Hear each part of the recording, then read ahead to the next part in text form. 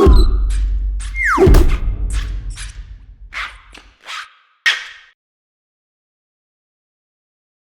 everyone, welcome to another Good e-Reader review video.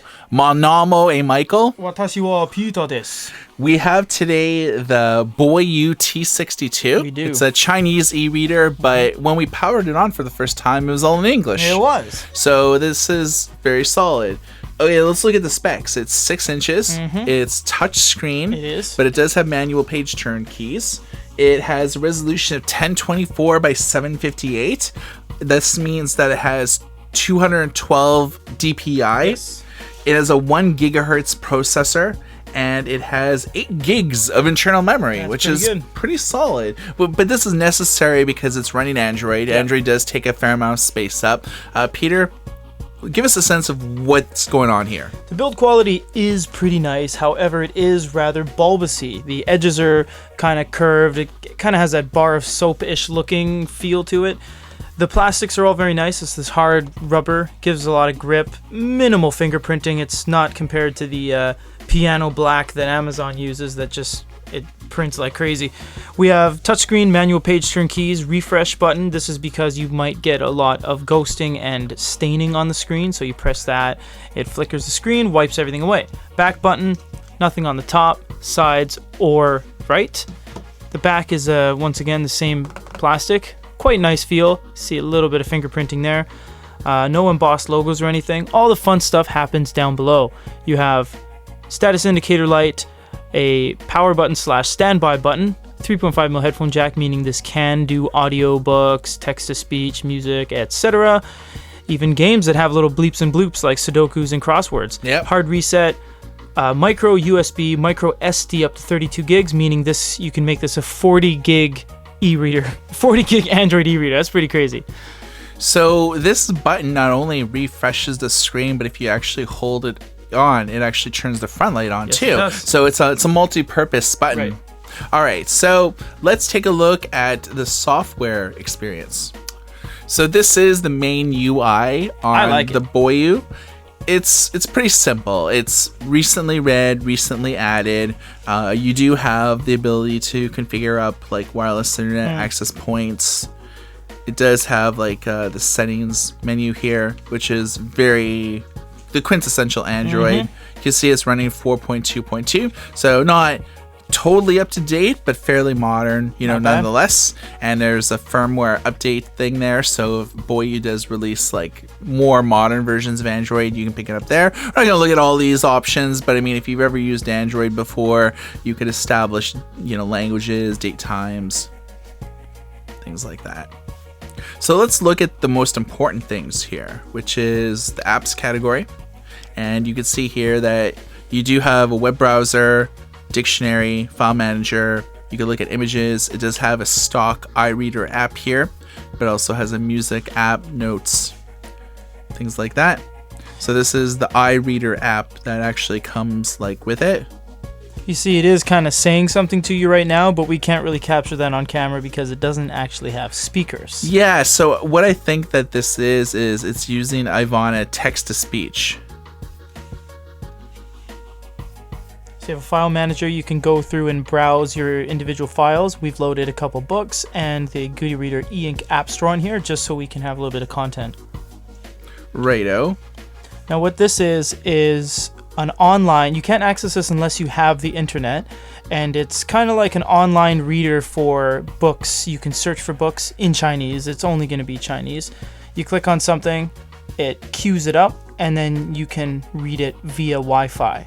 But this is all in Chinese, and unless you read Chinese or speak it or can understand it in any way, shape, or form, this won't be too relevant to you in North America. Right. So, for Chinese e-book readers, there's a number of cool things on here. You can read them in the cloud. There's the iReader app that comes with a number of Chinese titles.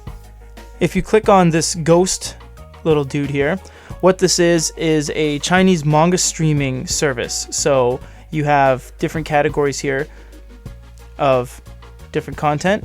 You can then click on something and it lists manga, and you can click on a chapter. As you see, we're not lingering too long on each of these because it is all written in Chinese. So you can then stream, as long as you have Wi-Fi. It shows you the Wi-Fi symbol at the bottom there. As long as you're connected, you can stream these manga chapters.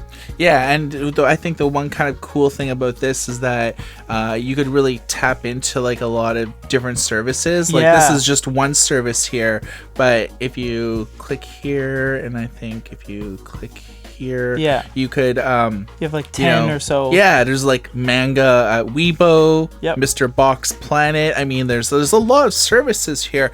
This e-reader, although a lot of people in North America and Europe are buying it, I think this is one of the coolest readers in the respects that it has a default reader, Yep. it has a cloud reader, Yep. and it has like a crazy manga service, like just built into it.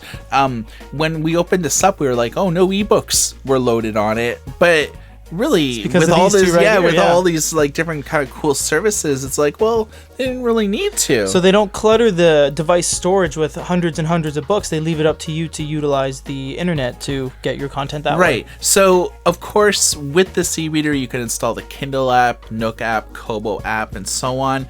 Before we install any of those apps, let's just take a look at the default reading experience. So we have a side-loaded public domain book here. I'm gonna open it up just to get an idea of what this looks like with a stock reader. So this is the stock experience. You can utilize your finger on the screen as it is touchscreen, or the side buttons. I kind of like physical page turn buttons because you don't get in the way of the actual reading, you know? Yeah. So once again, you have a refresh button if you want to remove all the stain and ghosting. You can long press on something. What this does allow you to copy, annotate, which is the keyboard. We'll look at that right now. Please input. You have nice shading on the bottom of the keys, giving it a nice three-dimensional look. You have secondary characters, tertiary characters, and we can go into Chinese if you choose and start typing in Chinese with predictive Chinese text. Click save. So this is the Kindle app, and as you can see, there's some animations here that you can't really turn off. It's not the worst thing in the world, but it's important to note that with the Kindle app, you can't use the page turn keys. You do have to use the touchscreen. Kobo, the reading app, does have an option to turn off the animation, so you actually get more fluid page turn keys. So if you're looking to do business with an ecosystem, I mean, Amazon is the biggest, but if you can deal with like these little animations that appear here, I would probably say go with Kobo if you find those that you can't really deal with it. But I mean, with this e-reader, you can install so many different apps that have animations or don't have animations. So the possibilities are really endless in the respects that you could really craft your own experience, which is what the Boyue is really all about. One of the advantages of the Boyue is that it has a fairly solid frontlit display. We have it on max right now, and it's looking clear. It is. Let's go ahead and get out of here so we can see the book. A lot of the times on e-readers we see tons of harsh light up top, clouding on the sides, puffing on the bottom. This has very little, if not none at all. Usually in the corners we see a lot of black. I can't really see too much wrong with this. It's quite nice. The light distribution is fairly even, and I would probably give props to Boyue for being able to get this right, because a lot of small indie companies that make e-readers and market them, it's, you know, for the most part, it's pretty terrible, but these guys do a good job. It's not looking too bad. The only complaint I'd say was maybe there's a little bit harsh light on the bottom here. Other than that, wow, I mean, I can't say too much bad about it. Yeah, if the light's like mid-level to bright, to really bright, you don't notice that. You kind of only notice it when the light levels are really dim. Yeah. No, this is really good. It's got even light distribution, easy to change, quick to open the settings. It has a button here you can press. It turns off and on. If you hold the refresh button, it's quite good, consistent. All right. So, Peter, in the end, what are your impressions about the e-reader? I really like this e-reader. It's following the trend of everything, because everything since 2014, say Q4 into 2015, everything's been going Android, open Android, at least for the third-party Eastern European, Asian e-readers. The open Android gives you the flexibility of downloading what you want when you want.